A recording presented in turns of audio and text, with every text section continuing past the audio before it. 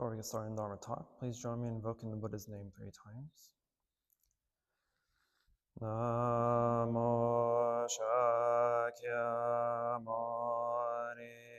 Buddha Namo Shakyamuni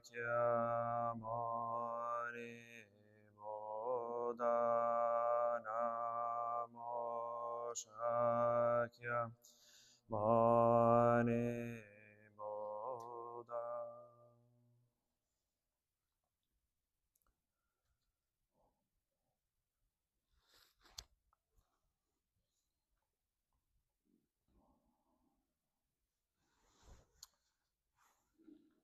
Good afternoon, everyone.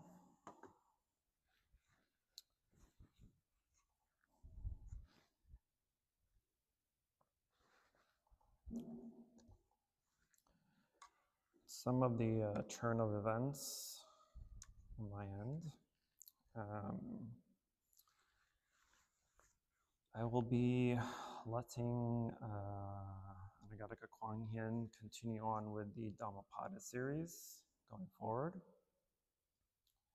And I will kind of continue for now, going back to basics. So I will be revisiting the Four Noble Truths and Eightfold Path to finish my teachings.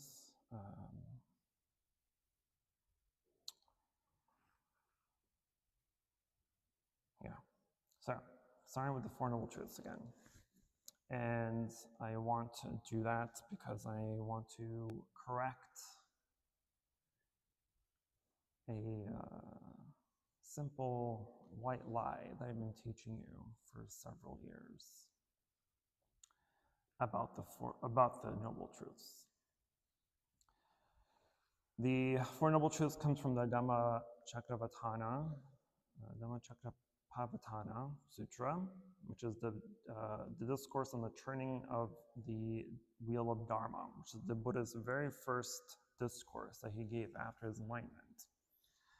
It's also probably fundamentally the most important discourse or sutra that we have in the Buddhist canon, as it lays the foundation for pretty much everything else that we know of our practice. And so from the Four Noble Truths comes the Eightfold Path, which is essentially the path to enlightenment or awakening. And so it is by far the most important teaching that we have. And so I'll be referencing the sutra itself this time around for my talks on the Four Noble Truths. I won't start with the first one today just yet. I'll kind of go over just the kind of introduction of the Four Noble Truths and the sutra itself, since I'll be referencing the sutra. And then we'll kind of go from there. And then I will correct my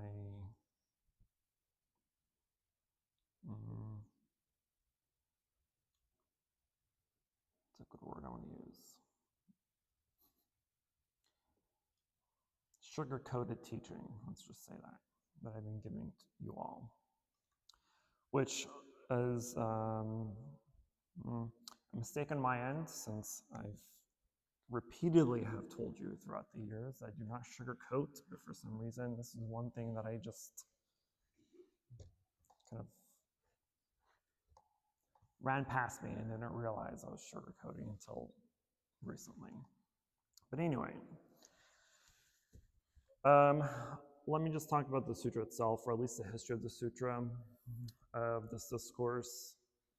As we should know, the Buddha, born as Siddhartha Gautama, was a prince of some sort back some 2,600 years ago, give or take.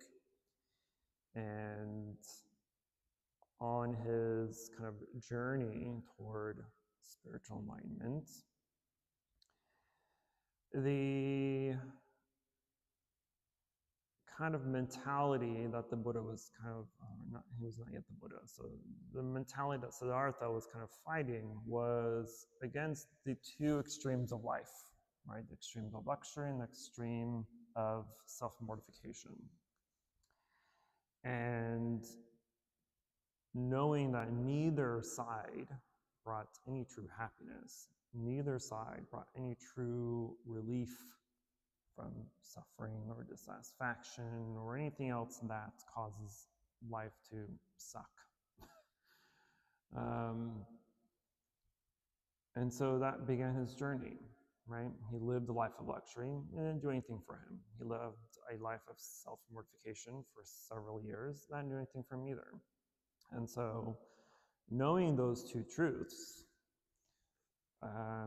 brought him to the realization of the middle way, which is where the Four Noble Truths comes in. The Four Noble Truths brings that idea into actual practice, right? Because Buddhism as a whole is not something that is just intellectual, right? It is practical. It is something that has to be lived, something that has to be studied and practiced and tested for yourself and lived for it to be truth, right? So in order for the Four Noble Truths to be truthful, to be noble, right, they have to be lived. They have to be tested. Right? I don't know how many times I've emphasized to you that questioning is one of the most important things you can do for yourself. Questioning everything, questioning anything, every thought you have, question it, every feeling, emotion, disruption, right? Everything that you say, everything that you do, everything that you want or you don't want, anything that you like or don't like, things that bring you pleasure or pain or happiness or sadness, all these need to be questioned. Because the unfortunate thing that we do in life is we either try to control our experience or we push it away. And neither will bring us any actual result. Neither will do any help or benefit for you, right? And so instead of trying to control experience or ignore or push away experience, we have to live in that experience and figure out the truth of that experience, whether it be good or bad.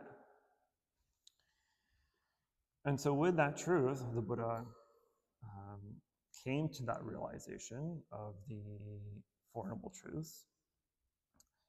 And that, of course, sets the foundation of our entire practice. So here comes my correction. Who can tell me, from my own mistake, how I taught the First Noble Truth?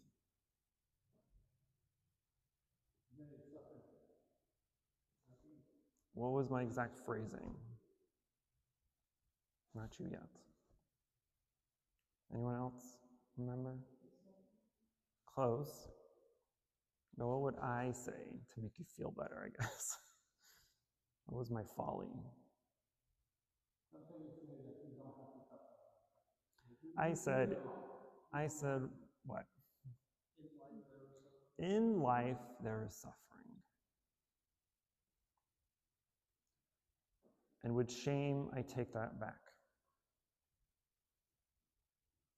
Because in life, there is not suffering. Life is suffering. The moment you are born, automatic suffering. That's it. Your first breath, you suffer.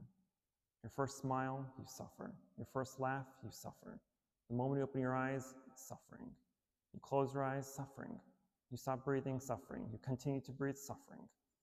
Every laugh, every smile, every sadness, every tear, every joy, all of that is suffering. So I mend my teachings from that in life there's suffering to life is suffering. To think anything otherwise, stupidity, including myself. Although, which is again my own folly for even teaching such a thing, knowing that was incorrect, which is where I feel the shame.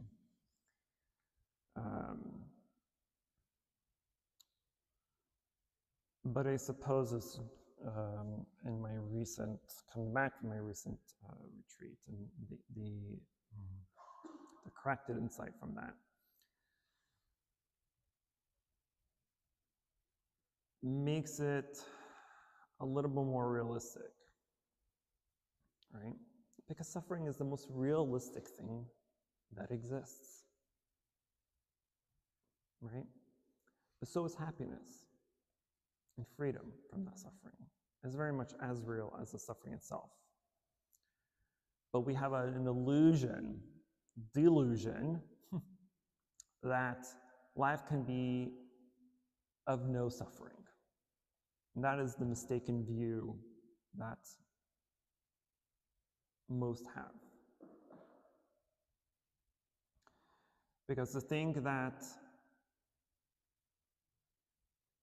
life can happen without any suffering is a mistaken path. Becoming enlightened doesn't mean you're free from suffering. The Buddha, even after enlightenment, he still suffered, right? And so this is where the correction comes in, right? Where that even with the insight of even with the insight that happiness, or true happiness, right, or freedom can exist, so does suffering. They're the two sides of the same coin, right? And so we do understand, well, we need to truly deeply understand that life is suffering, but also that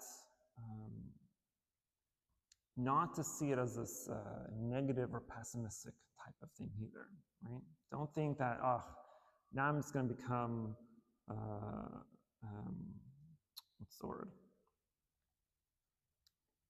Nihilistic, right? It's not a nihilistic view. Just because life is suffering doesn't mean you have to be a nihilist, right? That doesn't mean that nothing matters, that you shouldn't care, or you shouldn't worry, or you shouldn't love or hate, or not, don't hate, but not, like all the things in life doesn't matter, right? It does matter.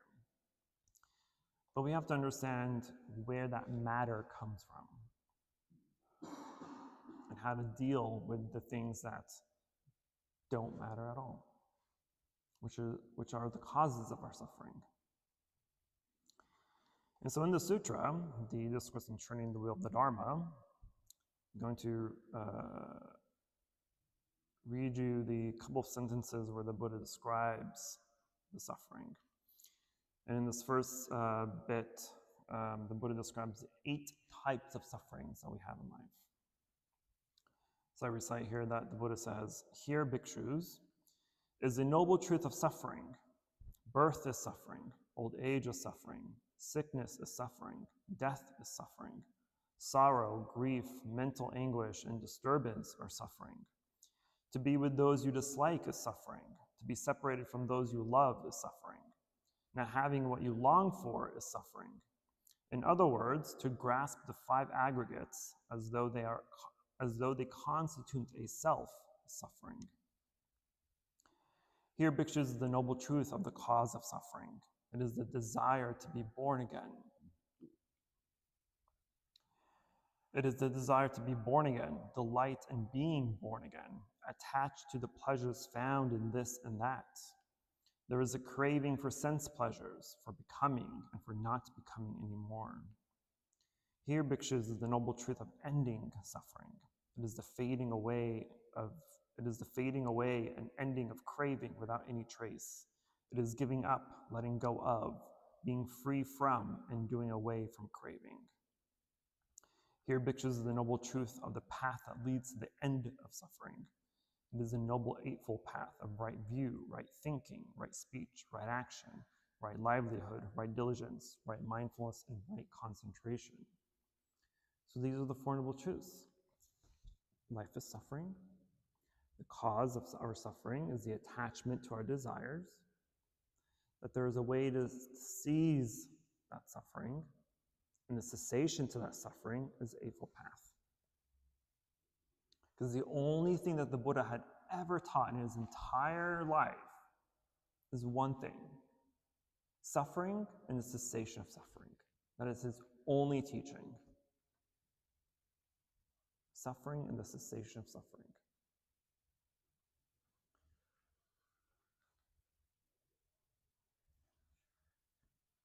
So, pop quiz. Why do we suffer? Because of the five aggregates. I'm sorry? Because of the five aggregates. That's one on the list of 1,000. Yep. What else? Gotcha. What else? What's the main one, I should say? Attachment to the impermanence. Impermanence is the main thing that we are attached to. Which stems from what? We want it to be permanent. Which stems from what? We are craving on it to be God. Which is what? This is what the craving. Craving is Why do we crave, I guess I should ask? Why do we crave? Why do we attach?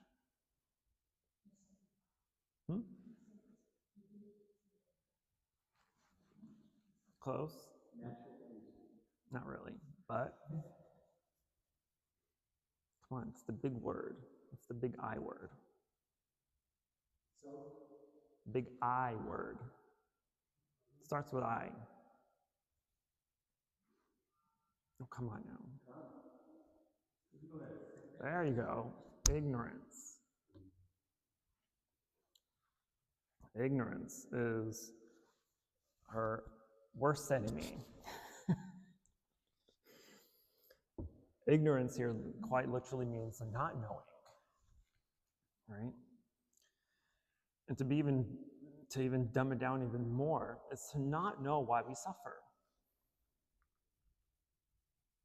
Because the majority of our suffering, when we have the feelings of I'm sad or I'm lonely or I don't like this or I don't like that, 99.99999 infinity is because there was a blame on some external factor.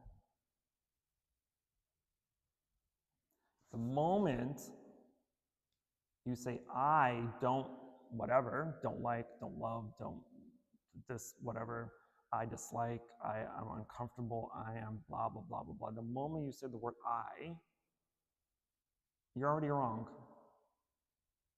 You're 100% wrong.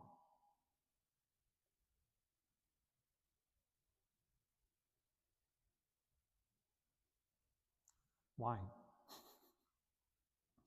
Because you're separating yourself from something else.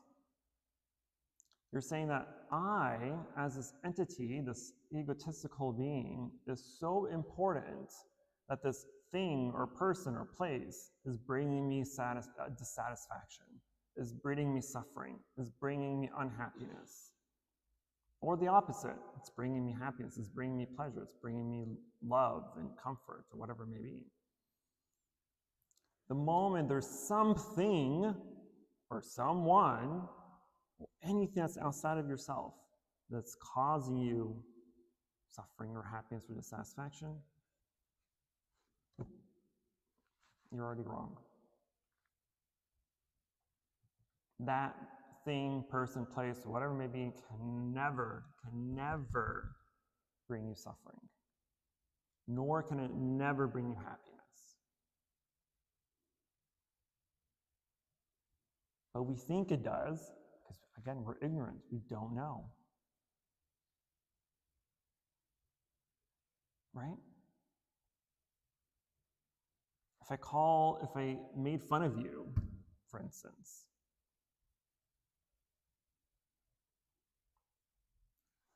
what just happened? If I say you're the ugliest person I've ever seen in my life, what just happened? Sounds that are literally made up by us, right? These sounds aren't universally known in the cosmos. We said, this means this, sound means this, ugly means this, you means this. They're just sounds, right? So the sounds don't mean anything, don't have true meaning, don't have true solidity. What else is there then? What else happened? Perception. Perception of the sound, perception of the meaning of those words. Where do those perceptions come from? The same made-up words you just heard, the same made-up sounds you just heard. That's kind of too detailed. That's beside the point. But then if it's just sound, just made-up words, just blah, blah, blah, then where is the hurt? What caused you to be defensive? What caused you to feel the way you felt by this made-up noise? Your mental formation. Right? It's your idea of yourself, your idea, this ego that's trying to preserve itself, that's trying to protect itself, that's trying to stand up for itself. I'm not ugly, your mind tells you. Whether you are or aren't, it doesn't matter. Right? But it's this mentality that's trying to defend itself, this ego is trying to defend itself, that's actually causing you the hurt. Not the words, not the person, not this made-up sound and words that you hear. They're just, sound is what? Just vibrations going in the air that just happens to hit your ear in a certain frequency for you to understand what those words mean. Right? Basic, they're invisible. So if these words are invisible, the meaning is invisible, then what actually is touching? What's actually touching that ego? What's stroking that ego?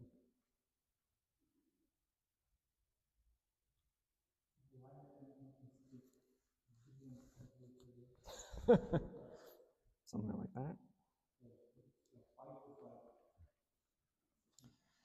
But it's our false belief, right? Our perceptions, our mental formations, right? But that's the type of ignorance that the Buddha is trying to teach us, especially in the sutra, right? He doesn't spell it out for us, right? Because this is actually a very short discourse. It's a very short sutra. He doesn't spell it out for you in this specific sutra, but in preceding sutras where he speaks a little bit more on the 12 links of dependent origination, and goes on to the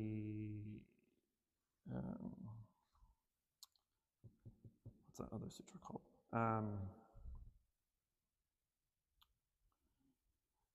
I can't remember, but there are longer versions of this teaching, right?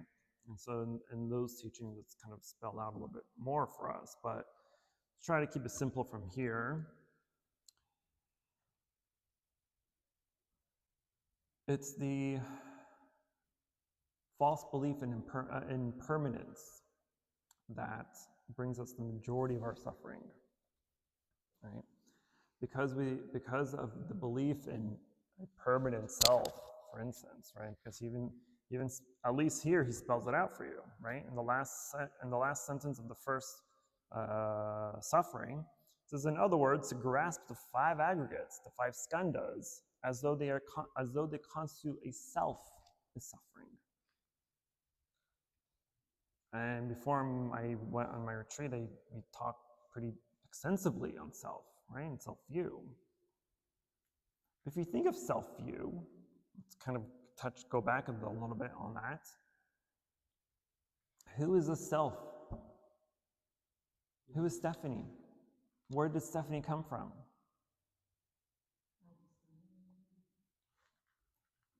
yourself, your idea of self was literally given to you, right? It was assigned to you. The moment you were born, your name was given to you, right? Your height and your weight and your ethnicity, your race, your all this was given to you, it was assigned to you. And as we grew, as we aged and started to participate in society and the environment, right? Other things were also assigned to you. Being a good person, being a bad person, being smart, being not so smart, right? The things that we're good at, sexual orientations, likes and dislikes, all these things, all these were assigned to you over time in some way, shape, or form, right? Now, when I say assigned, I don't mean like someone handed you a piece of paper and said, okay, now you're going to be a doctor, now you're going to be a lesbian, now you're going to be this, right? That's not what I mean by assigned. What I mean by assigned is you attributed these specific characteristics and ideas to yourself. I want to be like this. I don't want to be like this. I like this. I don't like this. This brings me comfort. This brings me discomfort, etc., right? But all those things never are you. Why? Because they came from something else. Every idea you had was a cause of someone else's idea. So that means even the ideas you have in your mind aren't even yours, because they are dependent on other ideas and other people and other situations. And so if your ideas, your thoughts aren't even your own, then what is? Where is this one person, this being you say you are? If not even your thoughts in your own mind inside your stupid skull of ours, if those aren't even uniquely yours, then what is uniquely yours? Because your body can't be uniquely yours because it was a combination of your parents getting together and birthing you, right? Your feelings aren't your own because they're dependent on the perceptions you have on things of the world, of what you like and don't like, what brings you happiness and pleasure and pain. Your emotions stem from those feelings. Your mental formations stem from those feelings and perceptions. And then your consciousness is built up over time because of those likes and dislikes and all the things you call yourself self. It's a lot of words. And it seems, now that sounds overly complicated and philosophical, but think about it, right? Simply ask yourself, who am I? And I think it was last week when I shared my entry on that question is, who am I?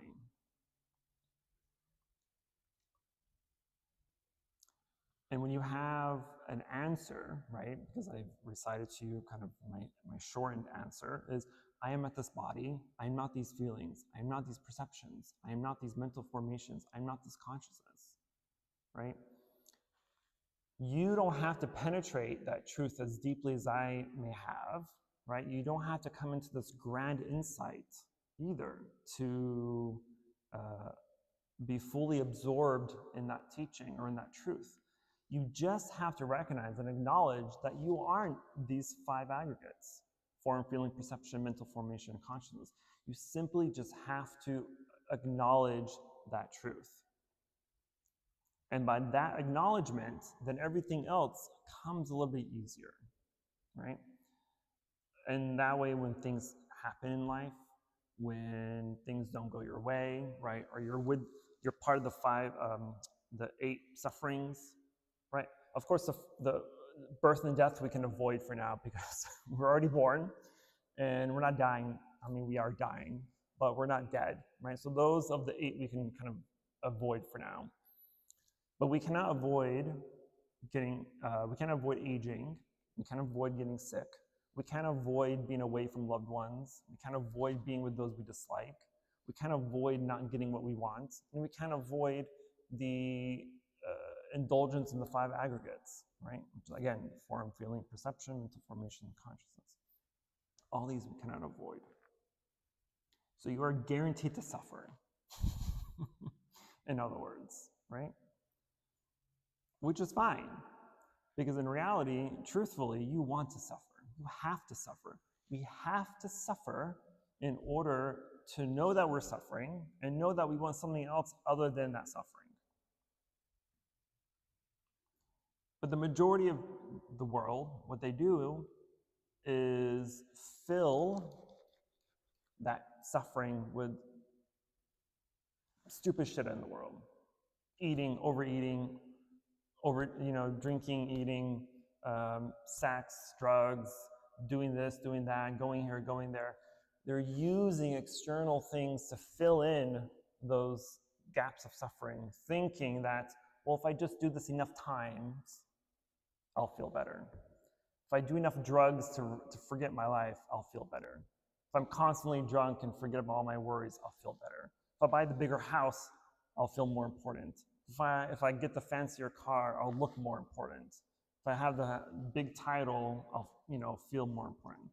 All these things we do is to make ourselves feel better. But just like everything else that is impermanent, it will not last. So all the things that we're filling our lives with to make us feel good, we just have to continue on and on. This is why drugs don't work. This is why alcohol doesn't work. This is why having one-night stands doesn't work. Because as soon as that high is gone, you want it again. That can be for anything. Food that you eat, the job that you have, the friends that you're with, the family that you're with, your husbands or wives, right? I made a joke last week of, if your mind tells you of all these things brings you happiness, right? Your own mind is telling you this will bring me happiness, including your husbands and wives, your boyfriends and girlfriends, right? If your mind is telling you, if I be in this relationship, or I'm with this person, and they're going to bring me happiness, then why are you here? Go be with them if they bring you so much happiness. Right?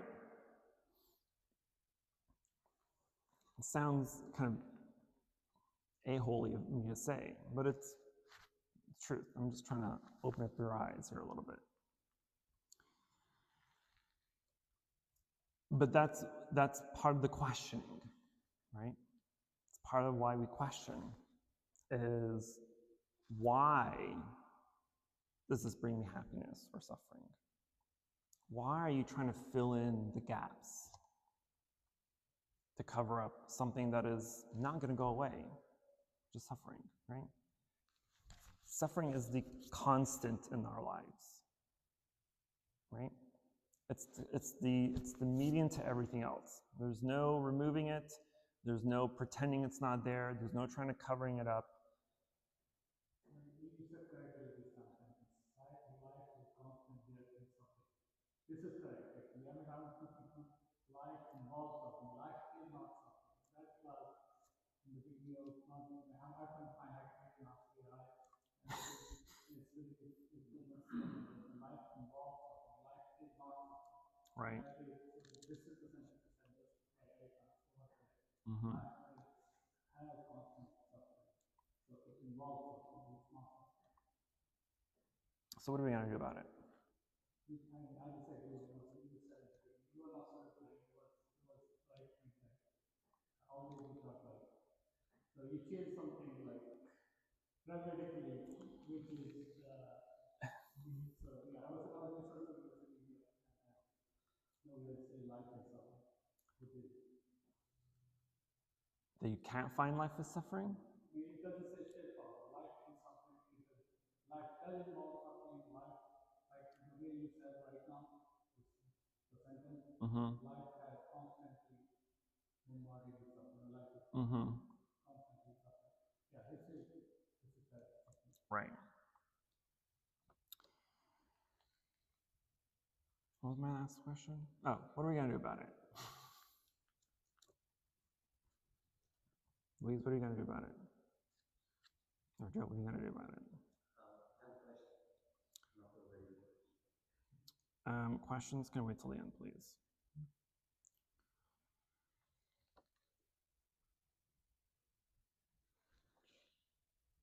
Actually, I'm running out of time. You know what? Go ahead and ask your question. Forgive me, but Buddhism is over. But karma. What is it that carries over life to life? What is that called? What is the? Because you have reincarnation, right? Reincarnation is death. So what is it that carries over life to life? Is it the profound sense of memory, in a sense, that carries over life to life? Like in Buddhism, what is it that's carrying over life to life to make you who you are? And I'm going to ask another follow-up question to that. Okay. Okay. Oh, do you want me to answer first? Yeah. My answer is no answer. One of my other insights included the process of rebirth and a fundamental change in that belief. So until I have those in a systematic way of teaching, I will not be discussing anything about karma or past lives or future lives or rebirth. So, dynamics and emptiness. Mm-hmm. Dynamicness. Dynamicness? Dynamicness, which would be life itself is dynamic. It has a lot of ups, downs, different things. Sure. You know what I mean? And this, well, which I would say a profound sense of memory that carries over in a reincarnation sense, makes a person have that, and what's also coming in through the sense perceptions also makes a person have a clinging from nature of having a scientific mind. It will cling to things that the body feels, is familiar. So therefore, there's a craving that carries. And in that craving eventually comes a level of suffering. However, at the same time, you are both empty and full. Because in a sense, and I want to put this, if you look at if you look at the cosmos, what you'll see is an empty void. But what you'll see near that empty void is a bunch of stars and planets. So there's dynamicness, and there's empty and there's void. Similarly, if there's an interconnected relationship between us and things around us, then the stuff that we are clinging to seems to be both empty and full. And then to address the nature of suffering is to really address how much we are attached to our cravings and to our mental formations. Because that is where I think is the suffering. But I also think that life, death, and rebirth goes through states of awareness and then can go back to states of unawareness. And so there seems to be, when we talk about cyclic existence, samsara,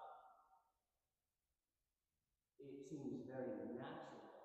The only thing that appears unnatural to a person is the suffering, because the suffering is something that the person hasn't learned to be unattached from, because it doesn't have that level of awareness to be unattached from the nature of suffering.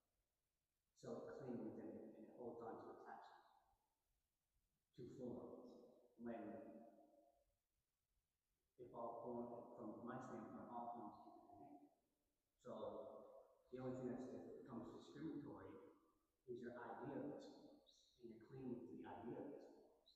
But in actuality, the emptiness and the fullness are one and the same, and it's you who are being the bias for a certain reason because of certain attachments, certain thoughts that you're attached to, certain cravings that you're attached to. But there is a way of unattachment where you can examine these, put these down, and not harbor them, and relieve a subtlety of suffering. Because in truth, life is suffering. Like you said, life is suffering. And from my standpoint, it looks pretty natural. The escape is just a height. To me, the escape is just a heightened awareness. And the dynamic in it, the escape, even if it is a time out, like nirvana or even if there's a timeout, it's still part of that dynamic, emptiness and fullness being one, not separate. Sorry, I probably said a little lot, but not a little. So I think that's also that's along when you say life is suffering. That's another way we say have this concept life is suffering. And then when you go to the God or something like that, you will overcome of suffering. That's the concept of Christianity and Hinduism and all religions have. Buddhism, that's how Buddhism got so powerful. Buddhism is the more of and life there is life involves suffering. Life has constantly suffering. And there's a way out of this suffering, and that's what it was often without praying, without devoting to God, or like doing all these things, non-scientific things, and then coming with. So that's why Buddhism is the clear the way of getting out and understanding why do we suffer. That's the next and second truth. But there is suffering to due to the desires coming into us from humanity. And there's a way of equal fast and all that. And that's what I understand. I see when I search for the truth.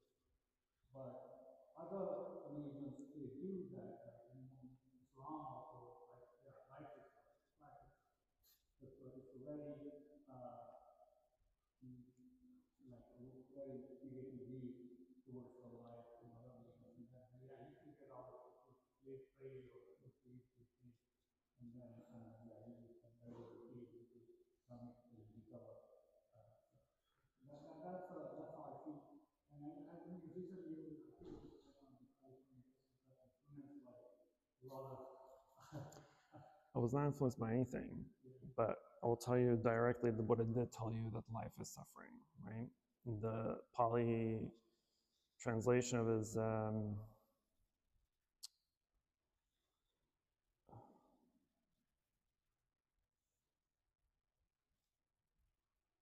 Dukkha Satanam Satyananam, right? Noble truth of the noble truth is life. Do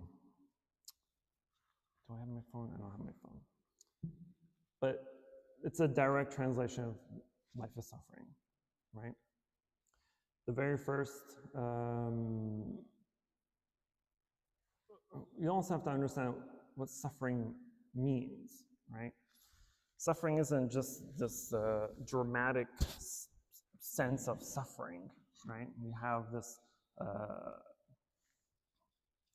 modern view of suffering as being this very dramatic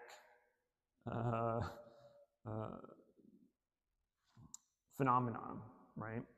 That we think of war and famine and all these big things as suffering. But suffering can literally just mean when you open the door and you're trying to get out, but the door is locked, and you're like, ugh, I have to unlock this door. That's suffering. Right? Or waking up a minute before your alarm goes off is suffering. Not having enough toothpaste to brush your teeth is suffering, right? So we need to understand or correct our mistaken view of what suffering is. Because if we look at it that way, then it's wrong to say in life there is suffering. Because everything is suffering. It just depends on how you look at it, right? And to kind of go back to a little bit of what I understood from Joe, is that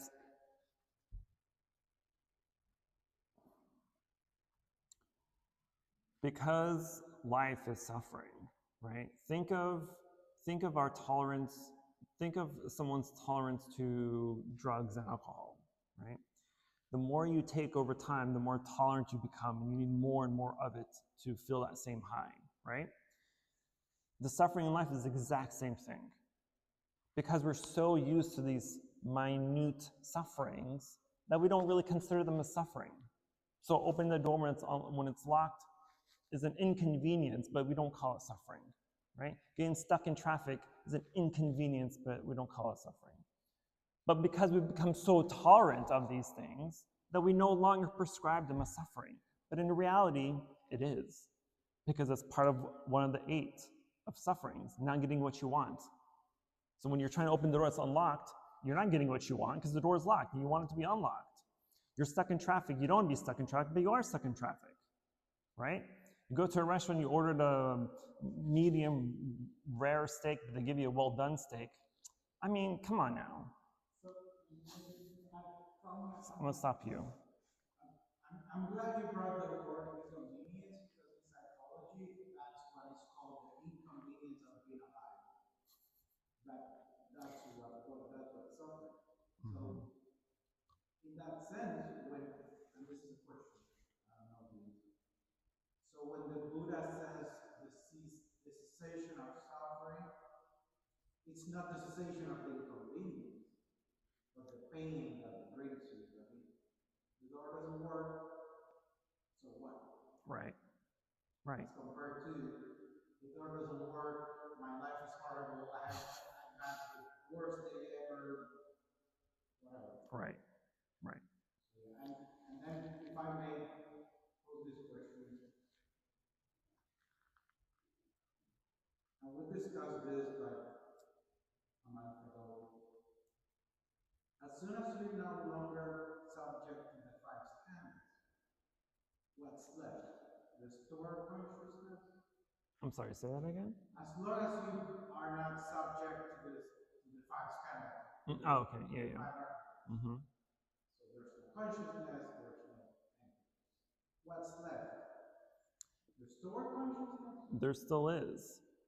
As long as you're alive, all 8 consciousnesses are going to be there, right? Because the first 6 are only have to do with your sense consciousness. Your eyes, ears, nose, tongue, mouth, and mind, body and mind, right?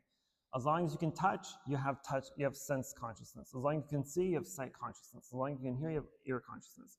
The 7th consciousness is the decision-making process. So your thinking, your contemplation, all that is the 7th consciousness. The 8th consciousness, the alaya consciousness, the alaya vijnana, that's what we call the stored consciousness. So this is where the consequences of our actions from the 7th consciousness kind of go. So after you have an argument with Stephanie, right, and then you sit down, you're thinking about it, what you do next is that stored consciousness. And that's just before the 2nd enlightenment, right? That's before what?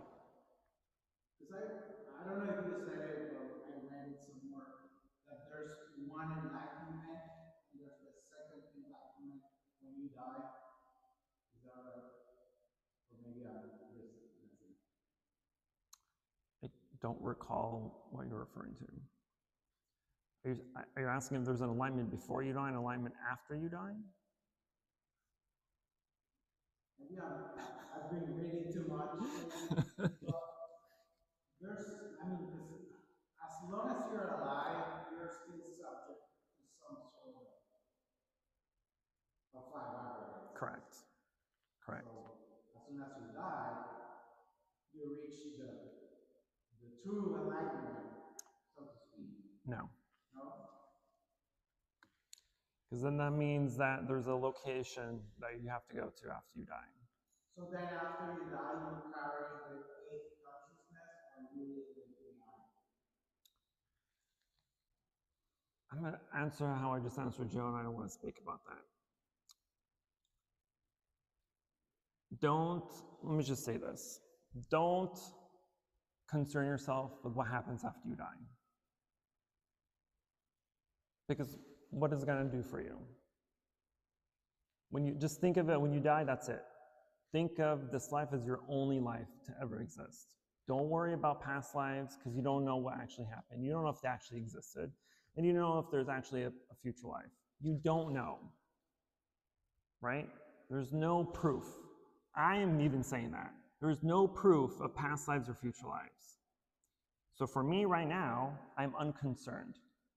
I'm concerned that this is my only life, and I need to achieve alignment right here and right now. I don't care about what happens when I die. As far as I'm concerned, as the moment as I die, I'm gone. That's it. There's nothing. So then there's no purpose in getting married? Obviously, I'm a monk. I'm celibate for the rest of my life.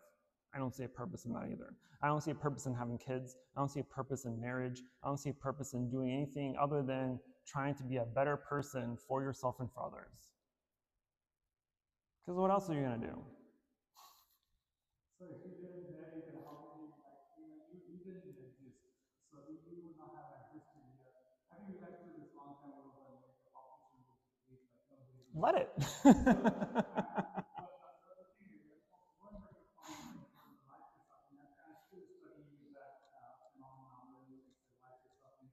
Once we say the life is suffering, first of all, we define that as a way, then there is no there is the remaining three non-equals don't mean anything at that point, because the life is suffering means the only way out to end this life, and this is very unwholesome, unwholesome view, and I mean it's just mind-boggling.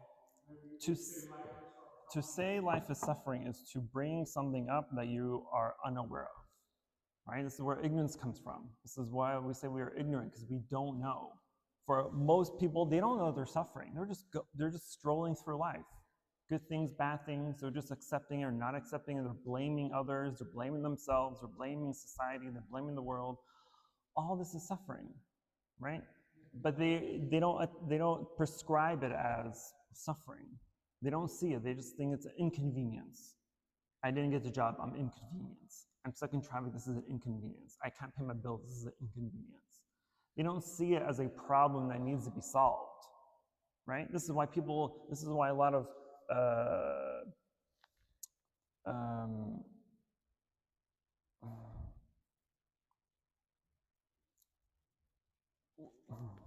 trying to be PC about this sentence. This is a habit of the poor staying poor, right? Because they just think this is how life is. This is how my life is. My life will always be poor. I will always struggle. I will always live paycheck to paycheck, right? This is suffering. But because this is normal for them, they don't think there's anything different. This is why we say life is suffering, or that there's a cessation to it. How do you, like, when we want this X, and we say, like, if you want to eliminate Y, and we want to eliminate X, eliminate Y. The X is life, Y is suffering. So you say X is equal to Y. Life is suffering, life is equal to suffering. If you want to eliminate suffering, all you want to be aware, probably are like a very easy way to explain to us. So the way getting this Y out, the suffering out, only the vision will be what you say is X equal to Y. Once we eliminate Y, X is gone too. The life is gone too. But there is no eliminating X. So there is no eliminating suffering, right? Because like I said earlier, suffering is the constant. Suffering is the constant in our life, right? So there's no eliminating it. X can equal Y all at once, but you cannot eliminate suffering. That is not our goal, is to rid of suffering, right? Because it can't be. So our job now is, as far as the Dharma tells us, when we practice the Eightfold Path, is to how do we live and accept through the suffering? How can we, as Louis said, how can we be okay with the inconveniences of life? That's the practice. Because there's no way you can ever get rid of suffering. There's no way you'll ever be able to stop death, to stop birth, to stop being sick, to stop aging, to stop being inconvenienced, to stop being with people you don't like, to stop being having people you love die. There's no way of stopping these things, right? So our practice isn't to try to eliminate or try to completely destroy suffering. It's to be able to accept that those are facts of reality. Right? Okay, we'll stop talking and we're going to stop taking questions. Sorry, I'm out of time. Unless it's a very short question. I think the most beautiful thing about Buddhism and the Buddha is that to choose any Eightfold Path, this was applied to Shintos, this was applied to Buddha, this was applied to a lot of people who kept their indigenous beliefs, but also included Buddhism into it. So that's the beauty of the Buddha, is the ability to make the suffering subtle, but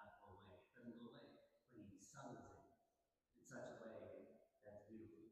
And when we talk about Maitreya, order to be born, from my standpoint, I think that he found a way to keep coming back and keep that kind of compassion in the world where suffering is limited measure. And that's beautiful.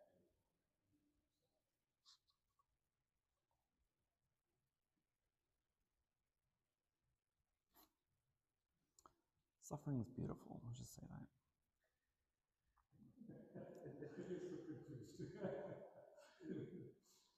It is, because suffering exists and permanence exists. And you know how I feel about impermanence. It's the most beautiful thing that can ever exist. Then why be here? Go suffer. I am suffering. Trust me, I am suffering more than you will ever know. But I am accepting my suffering. So should you. Right? Because otherwise, what are you going to do? I love suffering. I don't know what you're talking about. Suffering's great.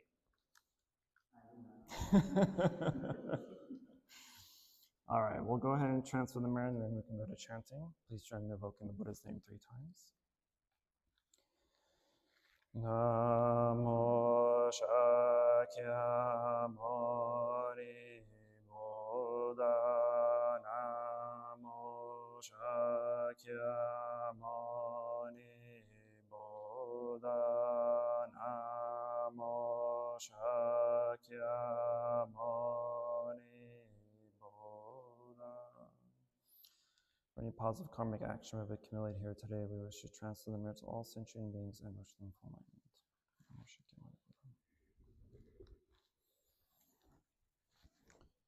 We'll be going back to the chanting of the Lotus Sutra today.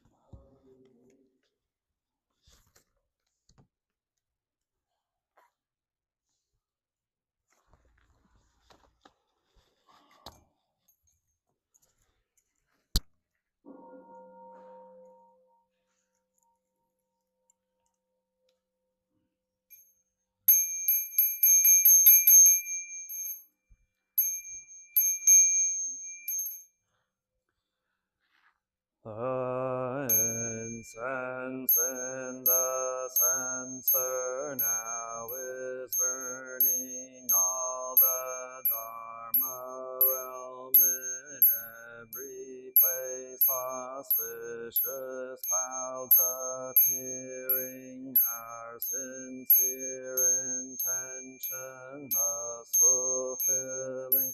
As all Buddhas now show their perfect body, homage to the incense cloud canopy. Bodhisattva and great Bodhisattva. In gratitude we offer this incense to all Buddhas and Bodhisattvas throughout space and time. May it be fragrant as earth, reflecting our careful efforts, our wholehearted mindfulness, and the fruit of understanding slowly ripening. May we and all beings be companions of Buddhas and Bodhisattvas. May we awaken from forgetfulness and realize our true home. Homage to the eternally abiding Buddhas, the supreme Dharma, and sagely Sangha throughout the Dharma realm and the realm of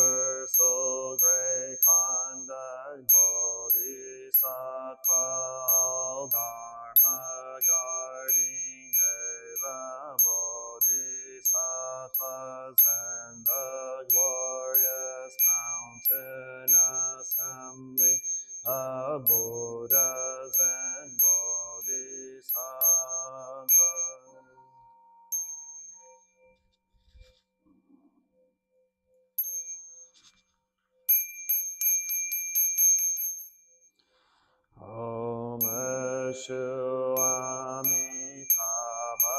Buddha in the land of ultimate bliss Avalokiteshvara, great compassion Bodhisattva, great strain Bodhisattva, earth sword grave thou Bodhisattva, and the assembly of great pure sea lying Bodhisattva.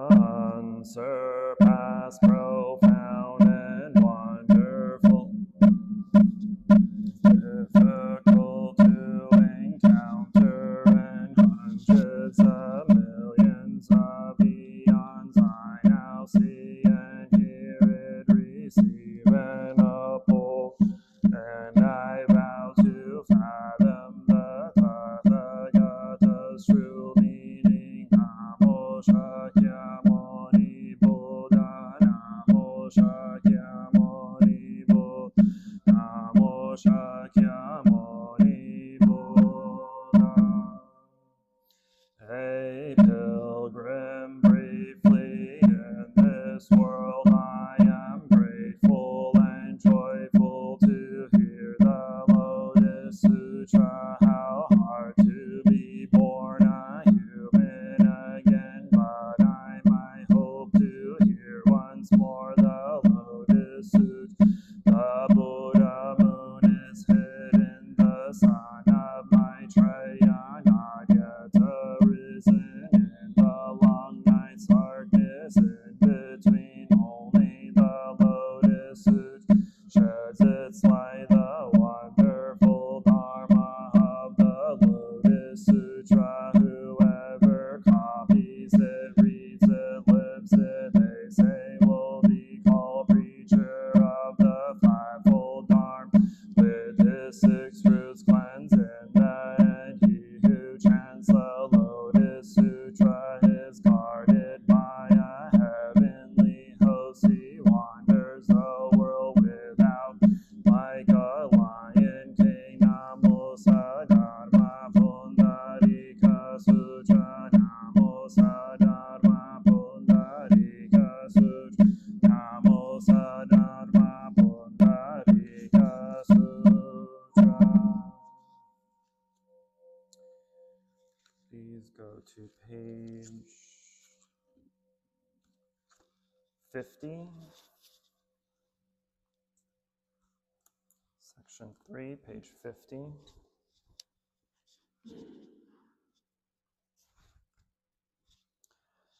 Namo Lotus Assembly of Buddhas and Bodhisattvas, Namo Lotus Assembly of Buddhas and Bodhisattvas, Namo Lotus Assembly of Buddhas and Bodhisattvas.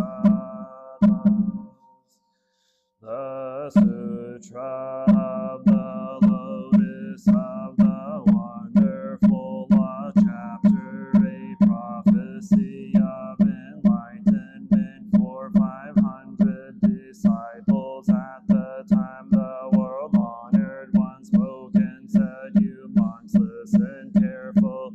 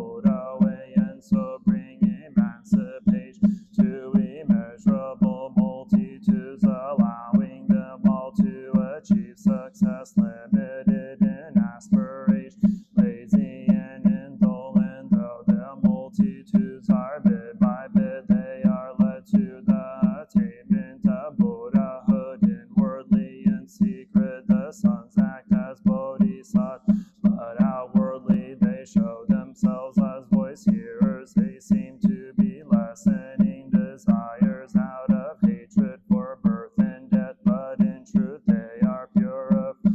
The Buddha lands before the multitude. They seem possessed of the three poisons or manifest the signs of heretical views. My disciples in this man use expedient means to save living beings. If I were to describe all the different ways, the many manifestations they display in converting the living beings who heard me would be doubtful and perplexed in mind. Now this Buddha in the past diligently practiced under 1,000 million Buddhas, proclaiming and guarding the law of those Buddhas in order to seek out unsurpassed wisdom. He went to where the Buddhas were.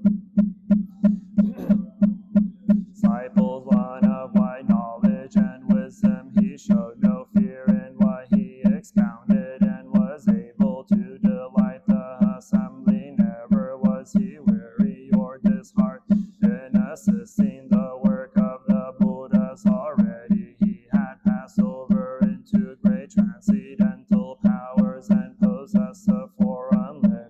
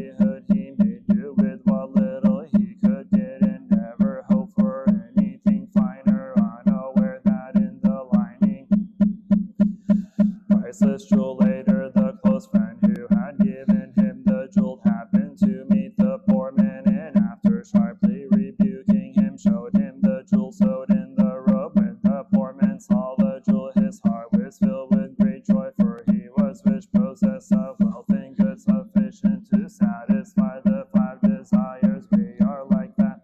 Through the long night, the world honored one constantly in his pity teaches and converts us, causing us to plant the seeds of an unsurpassed aspiration. But because we are without wisdom, we are unaware of this unknowing, having gained a small portion of nirvana. We are satisfied and seek nothing more. But now the Buddha awakens us, saying this is not really extinction. When you have gained the Buddha's unsurpassed width, then that will be true extinction. Now we have heard from the Buddha these prophecies and descriptions of adornment and how he so a prophecy on his successor, and in body and mind we are filled with joy. Chapter 9, prophecies conferred to learners and adepts. At the time the world honored one spoke to the assembly and said, I now say to the monks that Ananda, upholder of the law, will give alms to the Buddhas, and after will achieve Anuttara Samyak Sambodhi. His name will be mountain, sea, wisdom, unrestricted power. King Buddha is that clean and pure name, ever sending victory banner. He will teach and convert bodhisattvas in numbers like Ganges. Since this Buddha will possess great dignity and virtue, his 10 directions, his lifespan will be immeasurable, because he takes pity on living beings. His correct law will endure for twice his lifespan. His counterfeit law twice that, as numerous as Ganges sands, will be the countless living beings who in the midst of the Buddha's law will plant causes and conditions leading to the Buddha way. At the time Ananda spoke in verse, saying the world honored one very rarely met with has caused me to recall the past law. Immeasurable Buddhas, as though I had heard it today. Now I have no more doubts, but dwell securely in the Buddha way. As an expedient means I act as attendant, guardian, uphold the law of the Buddhas. At the time the world honored one spoke in verse, saying, when I was crown prince, Rahula was my eldest son. Now have gained the Buddha way, he receives the Dharma and is my Dharma son. In existences to come he will see immeasurable millions of Buddhas as eldest son to all of. With a single mind he will seek the Buddha way.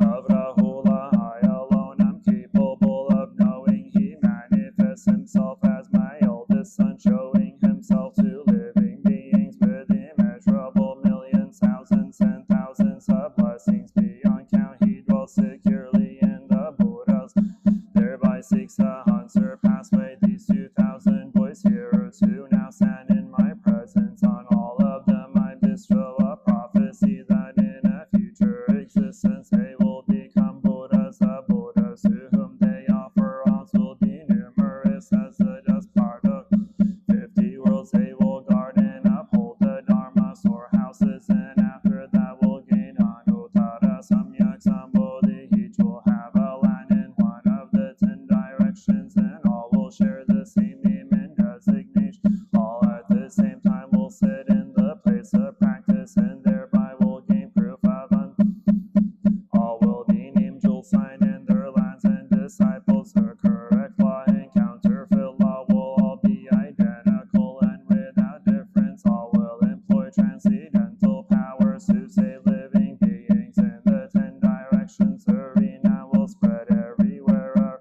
and in due time they will enter nirvana. At the time when the 2,000 learners and adepts hear the Buddha bestow this prophecy, they dance for joy and spoke in verse form, saying, world honored, my lamp of wisdom, we hear your voice bestowing this prophecy, and our hearts are filled with joy as though we were bathed in sweet dew. Please go to tab 9, page 171.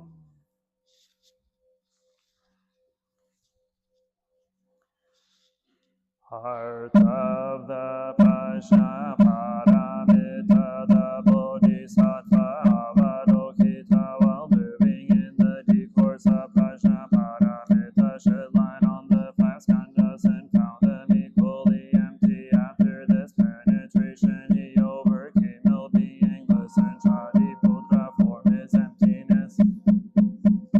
It's not other than emptiness. Emptiness is not other than form. The same is true with feelings, perceptions, mental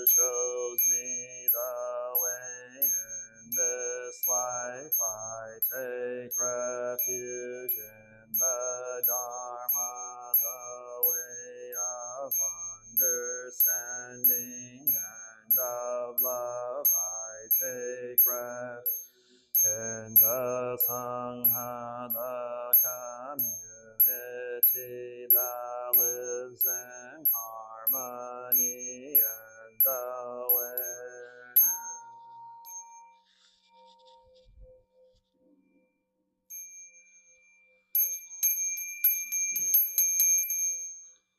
Dwelling in the refuge of Buddha, I clearly see the path of light and beauty in the world. Dwelling in the refuge of Dharma, I learn to open many doors on the path of transformation. Dwelling in the refuge of Sangha, shining light that supports me, keeping my practice free of obstruction.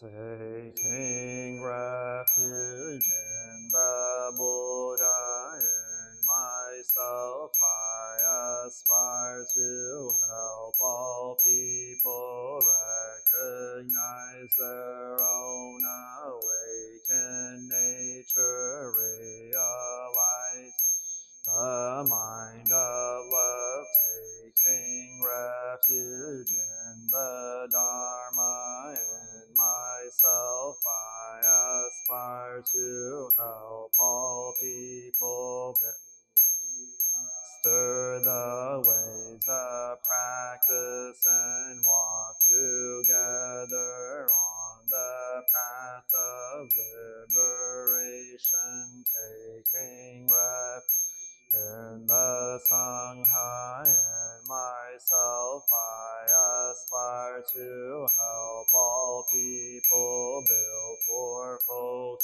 communities to embrace all beings and support their transformation.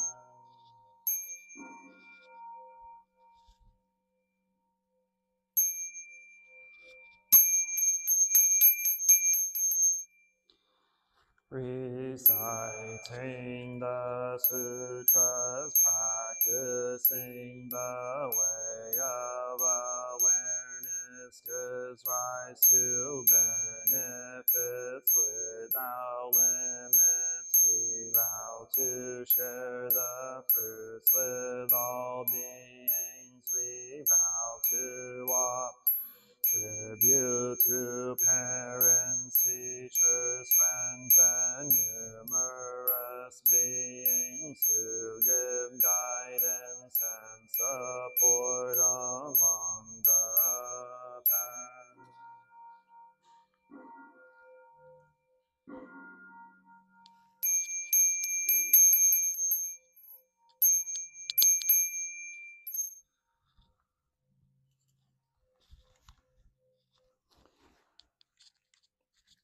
Namo Shakyamuni Buddha. Also wanted to mention that on the 31st, which will be a Wednesday this year, fortunately, we'll be doing our Great Compassion New Year Great Compassion Blessing ceremony. Whatever order of words you want to put it into, but basically to our version of the New Year, blessing in the New Year. So we'll do that on the 31st at 6:30 p.m. for our evening service on Wednesday. So I encourage or invite everyone to participate as we chant our compassion mantra 21 times and ring this gorgeous bell a couple hundred times. So again, well, not a couple, 108. So, but anyway.